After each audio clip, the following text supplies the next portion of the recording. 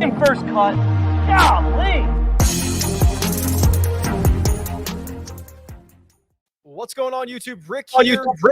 Valero Texas Open recap, as well as looking ahead to, yes, the Masters. Make sure you are liked and subscribed to this video. We'll jump into it right now.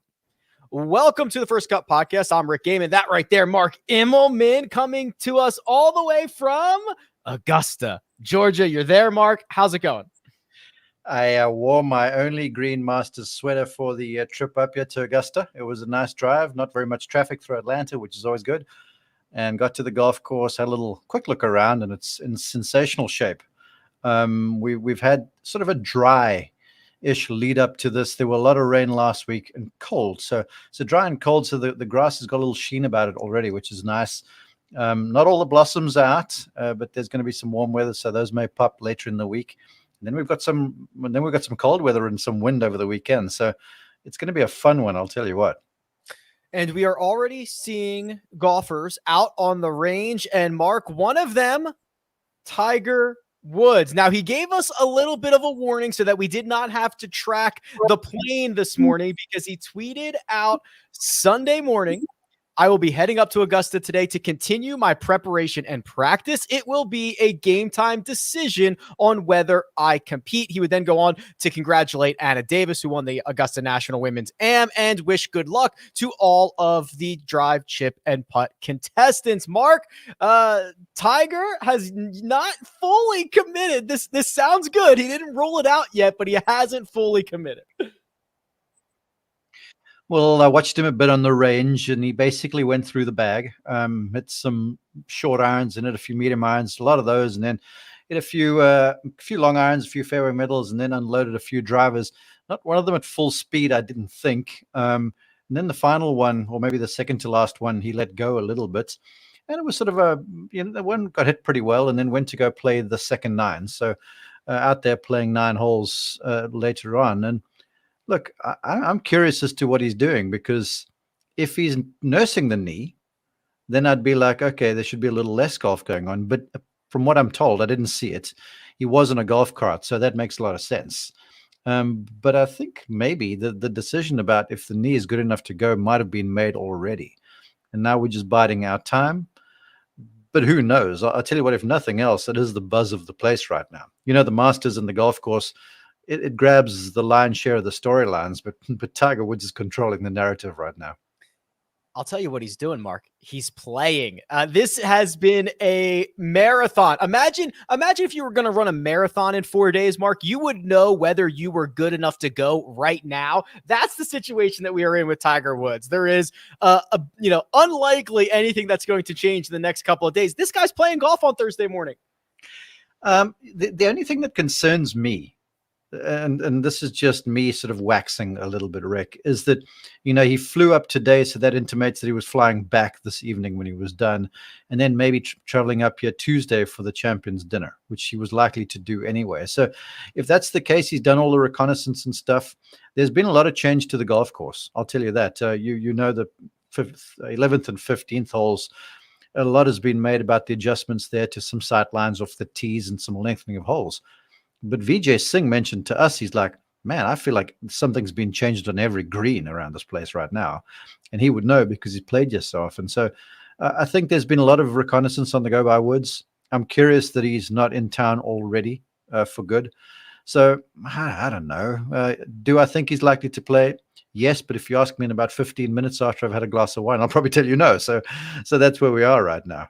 Well, we're going to get a lot of information, hopefully, on Tuesday, Mark, because I was looking through the press conference schedule, and wouldn't you know it, Tiger Woods slated for 11 a.m. Eastern time on Tuesday. We know everything he's going to be asked, and that will be must-watch television. Well, all those press conferences always are. I'm telling you what I think. Look, Tigers will always be great, and he's a lot more chatty in the media. I should call it the press center now, than he was back in his career. But I'm looking forward to Wednesday and the chairman's message. I think Chairman Ridley is going to be asked a whole bunch of really pointed questions about a whole bunch of really pointed stuff. And I'm keen to see where the Masters Club takes their position on certain things like that little upstart golf league and stuff like that. But Tiger, he's controlling the narrative right now. It's exciting. I tell you this. I'll tell you this thing. I was speaking with Kelly Tillman because I'm standing in tomorrow morning on the Masters on the Range show at noon, and so we were chatting and basically doing the rehearsal for the setup. And I was like, consider this for a minute because Tiger will be the story. And she goes, well, the Tiger I know, and she knew him well because she was with Golf Channel when he was basically coming up from the amateurs into the pros and became a star. And she was sort of in his inner circle. And she goes, the Tiger I know would never play if he didn't believe he could win. And I was like, yeah, I know that too. But I want to say that the Tiger now is likely to play just to prove to the people that this is once again a miraculous comeback from what was nearly a life-changing injury. And the fact, if he tees it off on Thursday morning, I feel like that'll be a win in itself. Because remember, he was the guy just a few months ago there was basically tempering all of our expectations, saying, oh, I don't know what the future holds. I'm going to play a little bit, but I don't know when. Right now, it's just day by day, all this giving this sort of stuff. And he seemed really contrite and really candid about the thing. But now, all of a sudden, he's on the doorstep of teeing off in the Masters around a difficult golf course to walk, and it's a possibility. So for me, if we hear 4, please, Tiger Woods now driving Thursday, that will be a win in itself and borderline miraculous. So for me, that's the entire storyline right now. It absolutely is. We are on essentially 24-hour a day Tiger Woods watch leading up to Thursday morning. But Mark, looking at a couple of other little nuggets for the Masters, you were probably on the road. You probably didn't see this. Jordan Spieth, of course he did, gained 7 strokes to the field from tee to green on Sunday, trying to work his way into form for the Masters. His single best round from tee to green since 2015, according to Justin Ray. But maybe the concern here, Mark, for the week, second worst putter in the field. So here we go. Spieth finds a little bit of magic on Sunday heading to Augusta National. Yeah, the Spieth I saw earlier in this week just wasn't too sure about where the driver was going. And you don't have to drive it great around Augusta, but you've got to give your irons a chance. And we've got some rain forecast for Tuesday, which might soften the place a little bit. But if it's firm, you've got to be so precise with your iron game. So you cannot afford to play from the second cut. Even Jordan Spieth, who's got an element of wizard about him. He's like Merlin with a golf club in his hand. But Jordan, to me, at Augusta National is kind of like Phil Mickelson. It's like Jose Maria Lozano. These guys come in here leaking form a little bit. You put them in a car down Magnolia Lane and something happens. And something in their mind gets flipped. They have a good practice. They get on the golf course where you can't play too much golf swing around there. You got to just craft shots and hit shots on their merit and all that sort of stuff.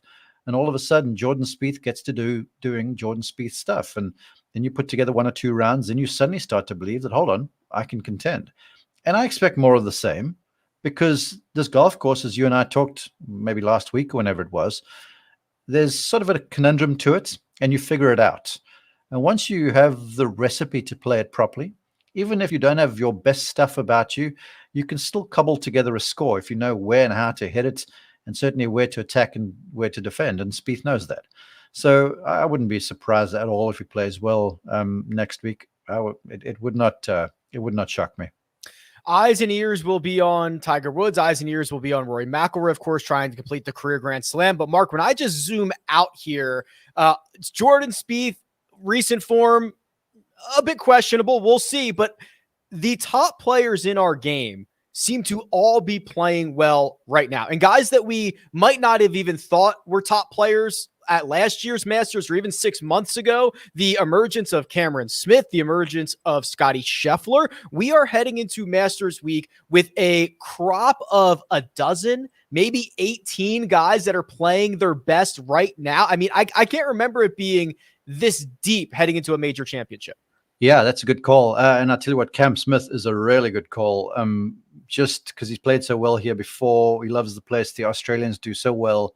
And Adam Scott for them was kind of like the seal breaker, because Greg Norman could never win the thing. So now they believe that this is a possibility, and he has to be a contender. But you add to that, Hovland and Morikawa, who've now played this golf course under tournament conditions a couple of times, and so they're getting to work it out a little bit. You would think that this place sets right up Morikawa's alley, the way he strikes his irons. But if he can make a few putts, then it'll be a reality. You can't fake it on the greens around here. That's the one thing. And it's kind of like we saw out of JJ Spaun in the final round here. Hit the ball well, certainly. You had to around the TPC San Antonio, but he made those 5, 6, 7-foot putts all day long. And that's what you got to do at Augusta National. You're very rarely getting tap-in pars and stuff like that. You're always grinding from 3 to about 6 feet for par, even if you're hitting the ball well. So that you cannot go in there with a leaky putter. So Morikawa, those sorts of guys, you would think they're all likely to play well, and it's going to be exciting to see. I feel like the weather will have a big say-so, because the winds that are forecast over the weekend is the kind of stuff where it's like 15 to 20 gusting. And with these targets, where sometimes you have a corridor of about 5 to 10 feet to land it in, that's hard if it's good conditions. But then you throw in a changing breeze in there, it's downright impossible. So I get a sense for the fact that conditions will have a large influence on what happens late Sunday afternoon. One final thought about Augusta National, Mark. We talked last night about Anna Davis, the 16-year-old lefty from San Diego, winning the Augusta National Women's Am, and you made parallels to Jennifer Kupcho, who participated in the event a few years prior. Well, now Kupcho, as we chat right now, 7 shots clear at the Chevron in Mission Hills, might be a little, something you could see out of Anna Davis in the future. Obviously, you don't want to put the expectations on her, but that's kind of the path for some of these young golfers and how quickly they can get to the top of the game. Yeah, well, first off, good on Jen Kupcho. I hope she finishes it.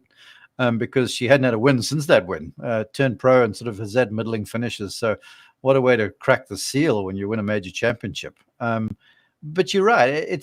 You win an event like the Augusta National Women's Amateur, or the US Amateur or something like that, and it proves to you that you can. And so whatever level you are, then you're like, okay, then I'm ready for the next level. I've always been a firm believer in that. You've got to win at every level that you play at before you can advance to the professionals. Now, there are outliers. I know someone will argue with me on that. But if you can beat your peers at one level, then it proves that you're ready for the next level, where they will probably be too, and then add to that a number of guys that are there already. So each level, there's a new devil. So if you can beat your competitors in a big event like this around a difficult, challenging golf course, it proves that you can do it. And now look, Jen Kupcho's sort of proving the fact. Yeah, absolutely. So they are still out there on the golf course right now. I'd be remiss if we did not add one more voice to the conversation, all things Masters. There he is. We got him. Greg Ducharme is here. What's up, Greg? I'm happy my voice can be a part of it. What's going on, boys? Yeah, you sound much better.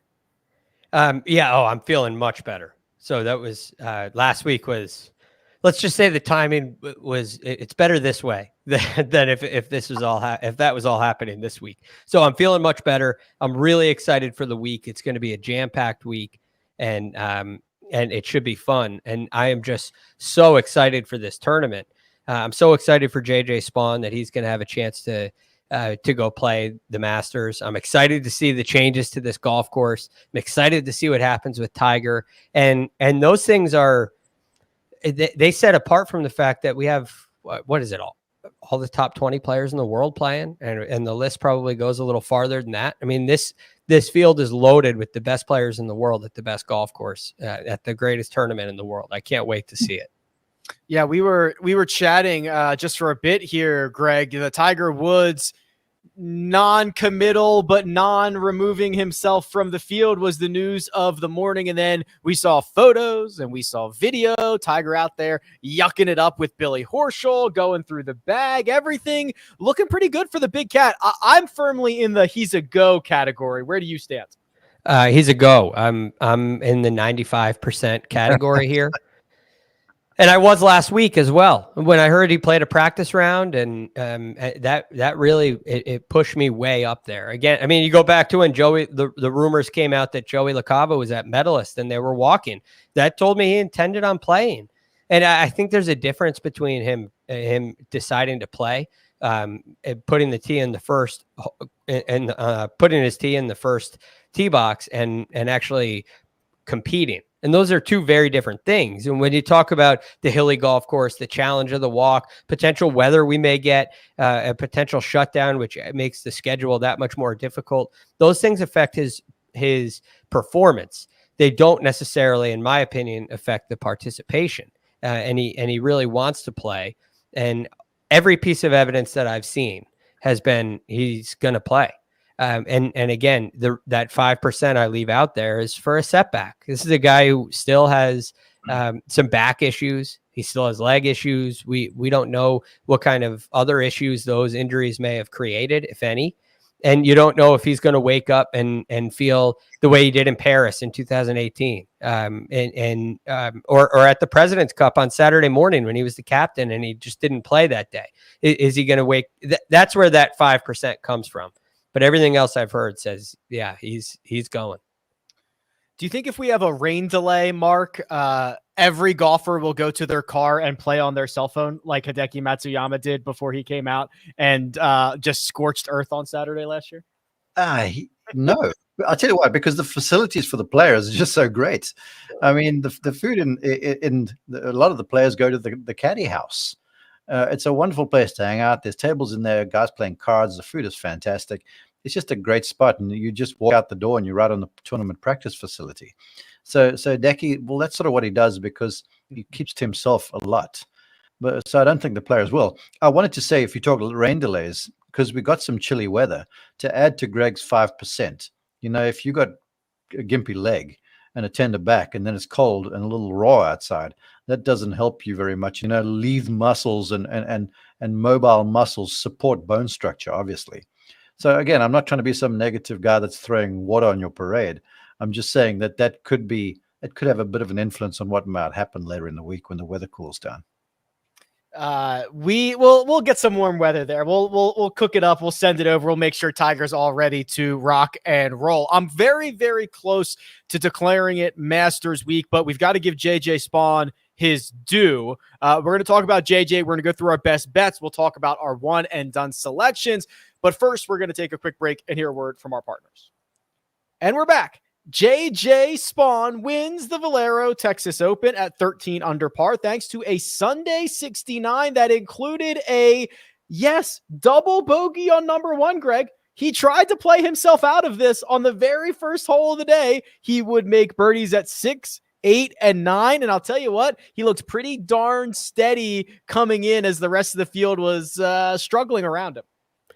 He hit the ball beautifully today. I mean, he missed some fairways, he missed some greens, but he kept the ball in the right spot. He wasn't in the incredibly difficult position, and I was so impressed with him because when you have that, the short game was just phenomenal too, and that's what makes a player look solid. When you miss and you're able to come up with the save and make it look easy, it just looks like a solid round, and that's what JJ Spaun did today.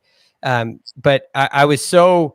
Somebody on Twitter was talking about how we spoke about him on Monday, and we've been very high on him over the last couple of weeks. But when you start off with a double bogey like that, it doesn't make the, hey, I think you should ride this one out and stick with JJ Spaun if you had him earlier in the week. It doesn't make that look very good.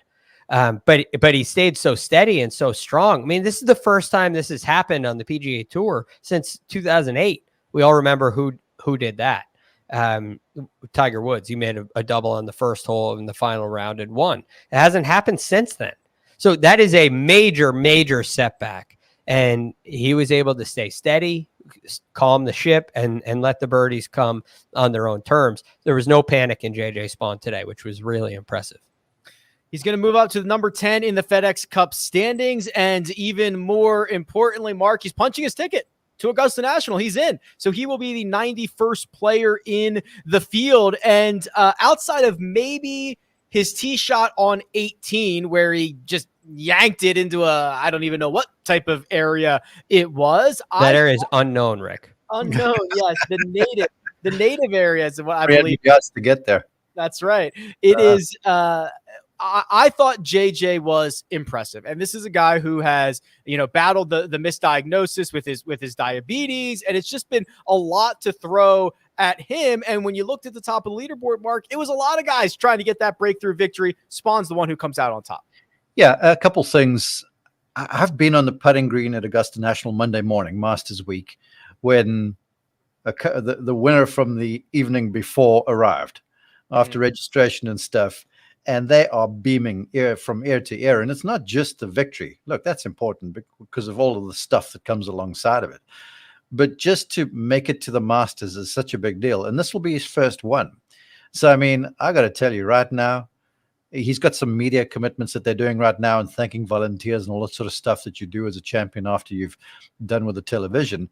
But when they hop on that plane tonight, it's going to be, I wouldn't say raucous, but they are going to be giddy with excitement. So I'm happy for him because he's a really, really good guy.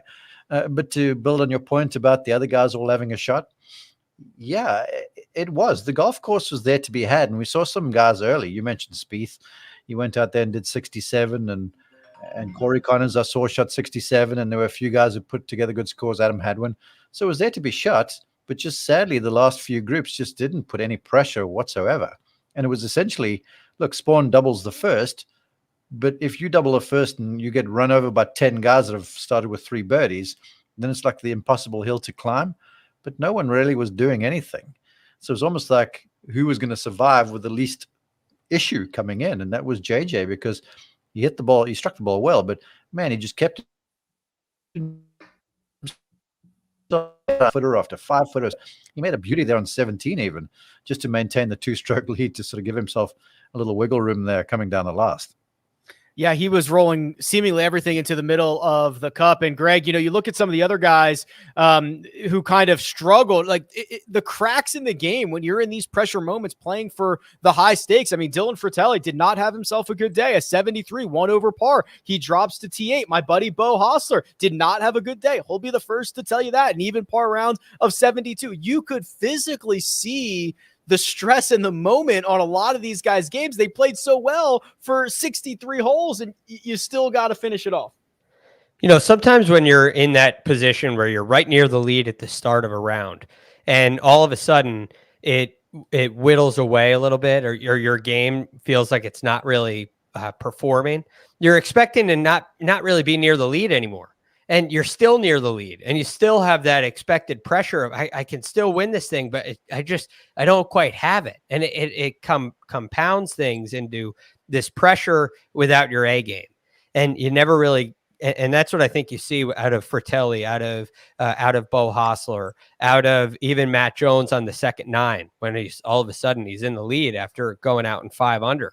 All of a sudden you're there. And it's so hard to finish it off. The momentum has a way of changing, and it's like you're in a holding pattern. It doesn't put any urgency on you because you're not 3 back all of a sudden, and you got to start making some birdies to catch up.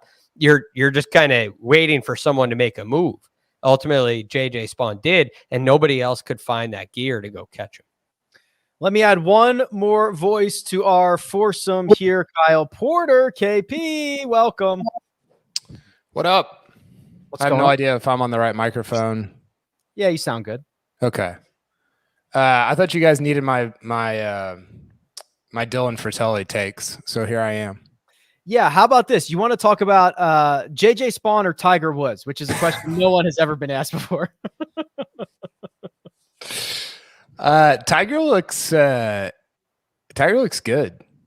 Like, just physically, he looks like good. I thought he looks great. Did you guys already talk Tiger, I'm guessing? Of course we did, but we want to give you an opportunity to talk about Tiger. I'm keen to see. Give me your take on why it looks good. I'm keen to hear that, Kyle. Just like he looks like a healthy human being. I have no idea if he is swinging good. I mean, we got a report from Evan Priest that it's the worst ball 66 report. Did miss a shot on the range. Okay, what does that mean? It doesn't mean anything. I think so. I got a couple of Tiger takes that I need to unload. One, and I said this on Twitter, you don't like going to Augusta to prepare for a tournament, playing Augusta National to prepare for a tournament is like me giving my kids their Christmas presents on like December 23rd and letting them play with them for like 2 days and then being like, you know what? You're actually not getting these presents this year. You're getting them next year. Right? Like, of course, like he's not like he's going to. The allure of that place is such that it's going to be impossible for him not to play, no matter how he's feeling. And then I think the other thing, and people were just torching me for this, and I will double and triple down on it over the next week. He's not going to contend to win, right? Like he's. I think people underestimate how difficult it is to take 17 months off as a 46-year-old who's had 5 back surgeries and almost lost his leg. Like, if he makes the cut, that's miraculous. And maybe he will, but like, I just think people are sort of like freaking out about like Tiger's a contender. It's like, is he? I don't really think he is. So that's kind of where I'm at with both of these things. That's why I just want to add to that.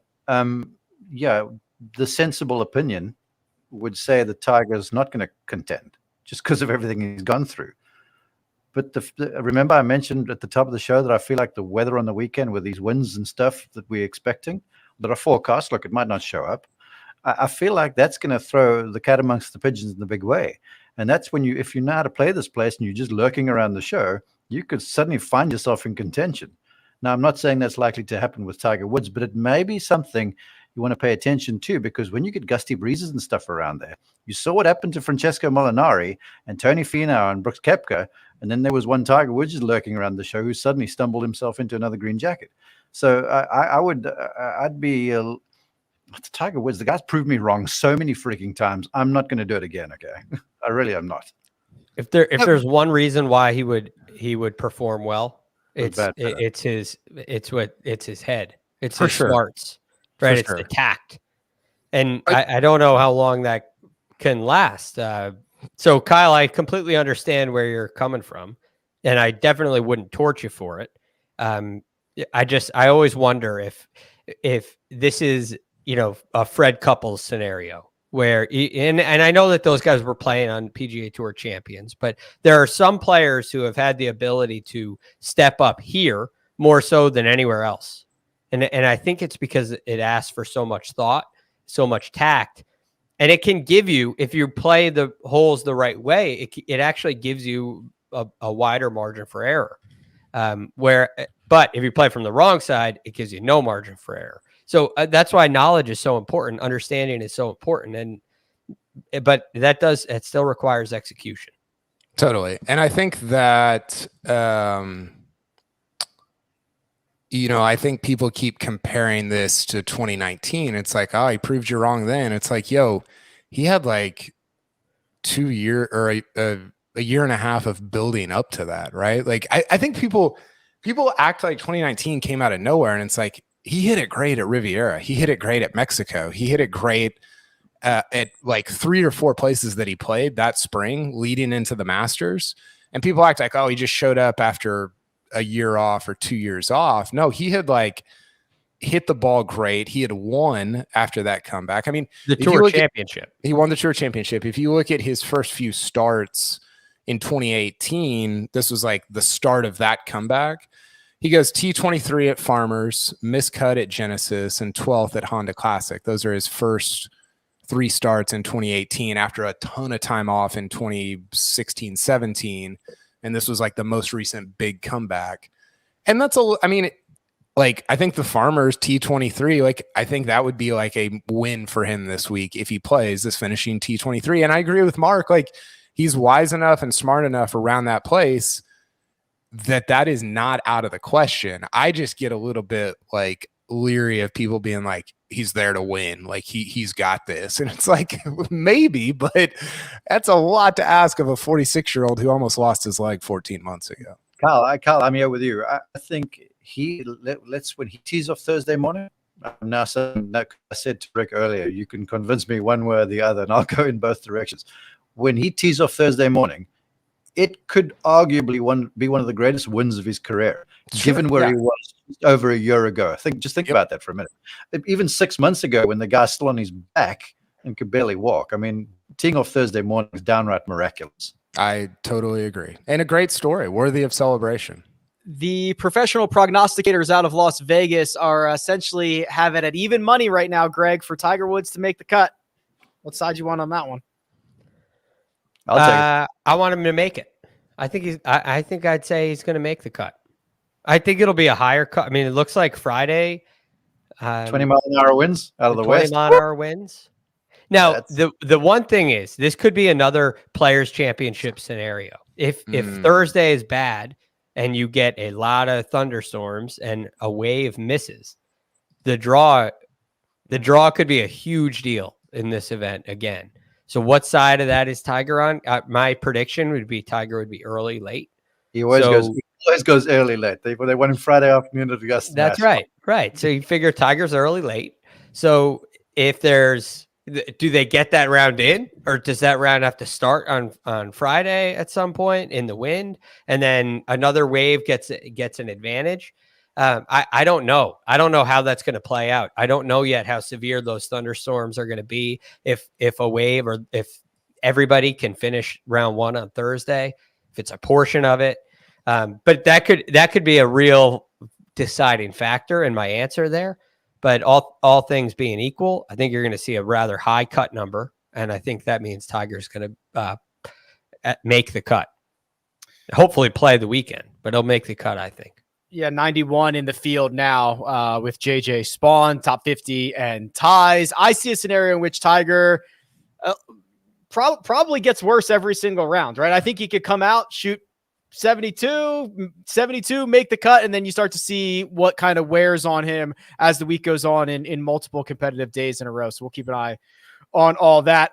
Gentlemen, I got to get to our best bets, our one and done selections, and then I'll officially declare this Masters Week as if we've not already been talking about it for the past 32 minutes. But first, we're going to take a quick break and hear a word from our partners. And we're back. Best bets. I can be quick. We stink. I had McNeely over Tony Finau. That's a loser. Coach had Charlie Hoffman top 20. That's a loser. Kyle had Chris Kirk top 10. That's a loser. Anybody with any thoughts, or I can just move right along? No, just move on. Move on. I have a feeling it's not getting any better. One and done. Kyle and Sia, the two bottom dwellers, my apologies, both went with Chris Kirk. KP, $42,828 for Chris Kirk, moving your season-long total to $1,669,000. I feel like I've been between T35 and T57 for the last 7 weeks. I keep making cuts, and it's just like 40,000, 40,000, 50,000, which is brutal. I was hoping for a big weekend. I think he was good on Saturday and then just shot even par on Sunday. So kind of a bummer. I need a miracle. Me and Tiger both. Well, $2 million up for grabs next week. That'll move you up the board. If you found the winner next week, you could get to maybe fourth. Bernard Longer. Nobody else is going to take him. That is certainly that's true. Sure. Sia's at $2,065,000. I'm at $3.4 million. I had Mav McNeely, Greg. I had him. He was there. He was in the mix. 2 over on Sunday, drops to T35, and I also get $42,828. Rick, I was looking at that, last night, looking at the board, saying who's there are 20 guys who can win. Who are my favorites? Well, Spaun, because we liked him earlier in the week, so I'll ride that out. And I guess if there's one other guy, McNeely was the guy that popped out to me. I thought you were in great shape. That was a really disappointing round today. Thank you. I also feel the disappointment, but maybe not as disappointed as you, Greg, who got $0 from General Patton Kazire. Yeah, I'm not disappointed. I'm disgusted. This is awful. It was awful. I mean, Gary Woodland. I could have played Adam Hadwin. I could have played. This was just terrible. It was bad work by me. I don't know what I was thinking. And I loved it on Tuesday. Terrible. Greg, you remain at $3.5 million. Now, Mark, you And the fans rode together this week, and you ended up on Corey Connors, who also found you that magic number, $42,828. Yeah, the fans have done a whole lot better than me over the last few weeks, though, to be truthful. Yeah, we got this thing stuck in neutral a little bit, and I was somewhat surprised really at the way Connors played, because it's the kind of golf course that really fits. I thought he was coming in with decent confidence.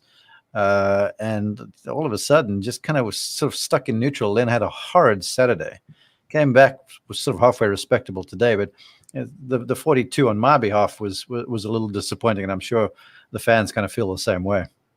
Well, the 42,000 does keep you just clear of Jacob. How about that, Mark? Jacob is at your heels. Siwoo Kim, $158,000.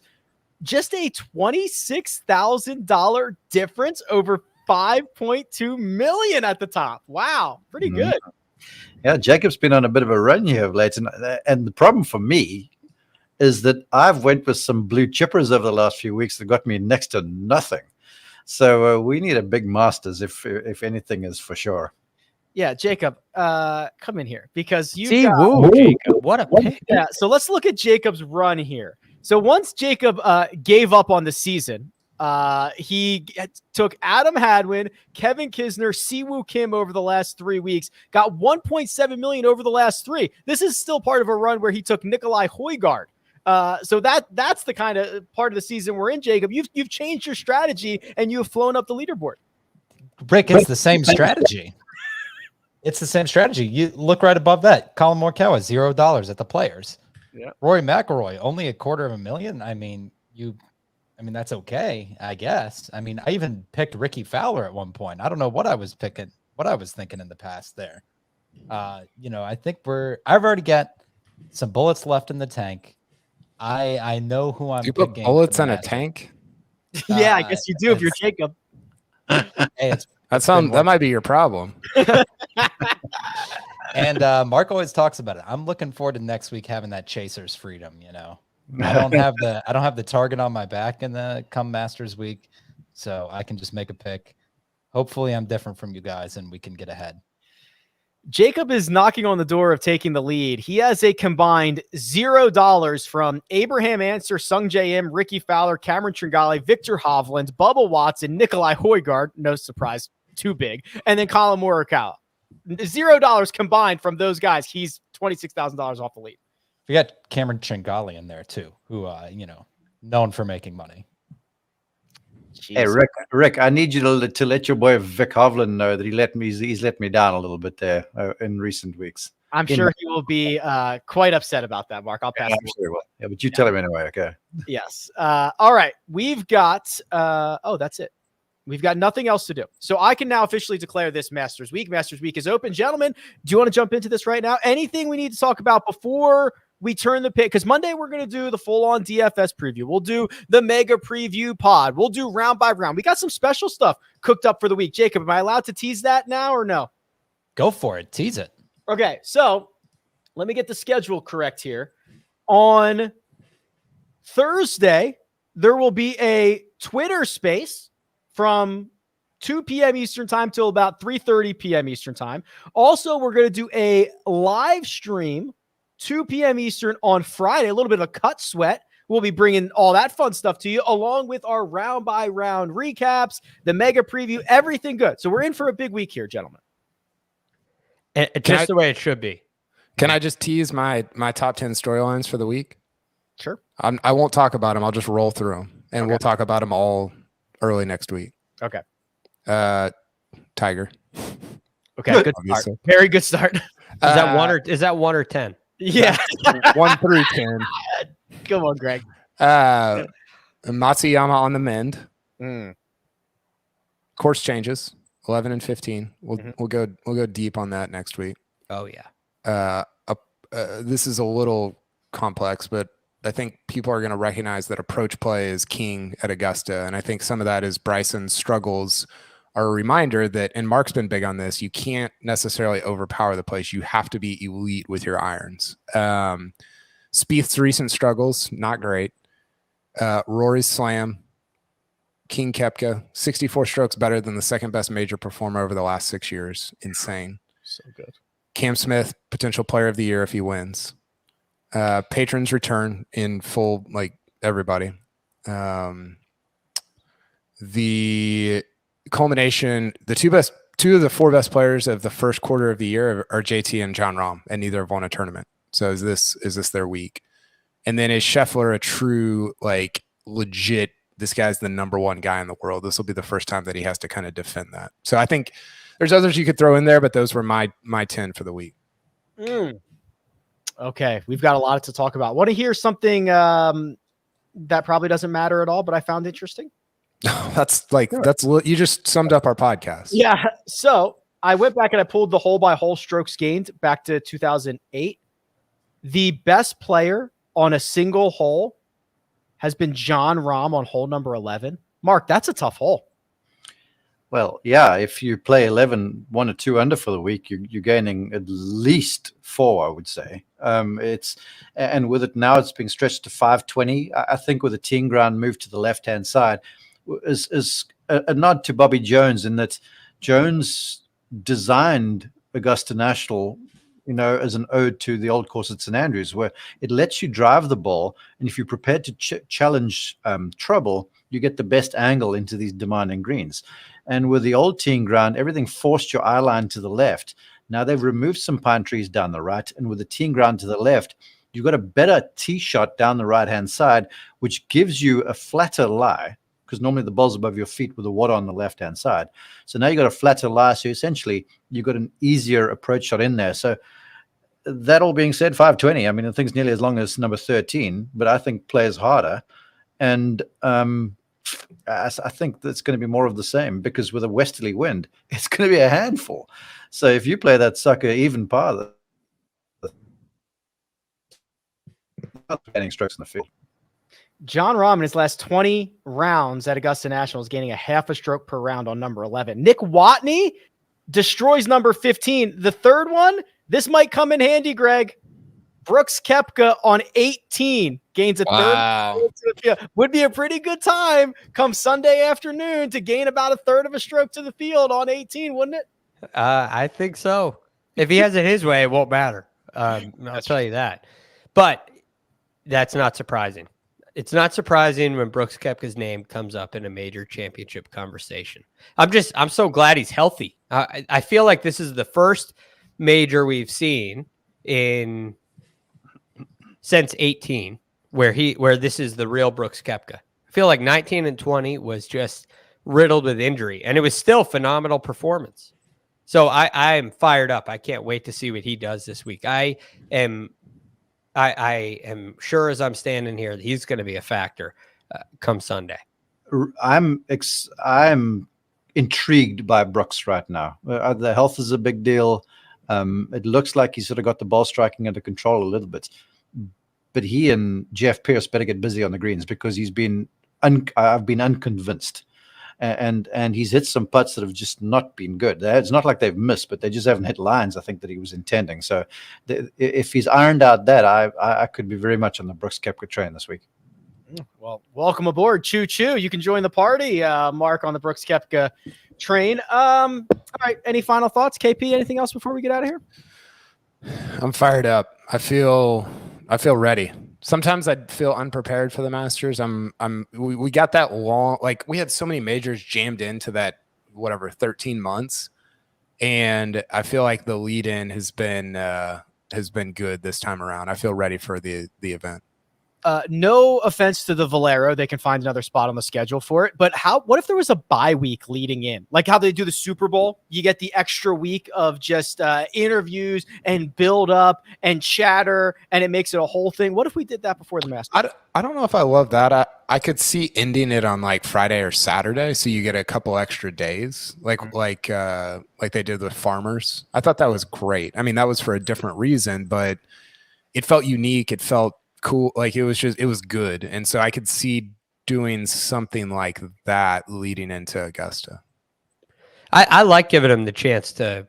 Some guys want to play the week before to whether it's taking their mind off it, like Rory said, or I mean, Brooks has used the week before majors countless times to really sharpen up his game and get the competitive juices flowing. So I think it's a valuable thing. And ultimately, if you feel like you need a week off, you don't play. I mean, there essentially is a bye week before for most of the players in the field at the Masters. And some guys just prefer to play the week before, a much smaller number. I'm related to a guy who missed the cut the week before and then won. So I don't mind them. I don't mind them playing. All right. Well, that'll do it. Yes, Mark. One more thing. Hey, guys, come join us at noon Eastern tomorrow. Masters on the Range. There may be a dude called Tiger Woods. It'll be heavily featured if he's on the range over there. So if you want to see how he's stuff, check the show out. It's going to be fun. Kayla Tillman, me, Brian Kroll, Amanda, Renner, now not Balionis anymore. She'll be getting some interviews out there, so it's going to be fun. And tomorrow morning, in honor of you 3 and Jacob 4, I'm going to have my egg salad sandwich and coffee as we prepare for the show. Tradition. Thank you very much. We accept that gesture. That'll do it for this episode. And keep in mind, if you're a fan and you would like to get your one and done selection in, it's already up. The form is already here. The link is in the description. Come get your $2 million. Come and get it. It's out there. Big thanks to producer Jacob, does all the hard work behind the scenes. Mark Immelman, you can find on Twitter at Mark_Immelman. That's Greg Ducharme. You can find him on Twitter at TheRealGFD, and Kyle Porter can be found at Kyle Porter CBS. You can find me at Rick Run Good. This has been The First Cut, and we'll catch you next time.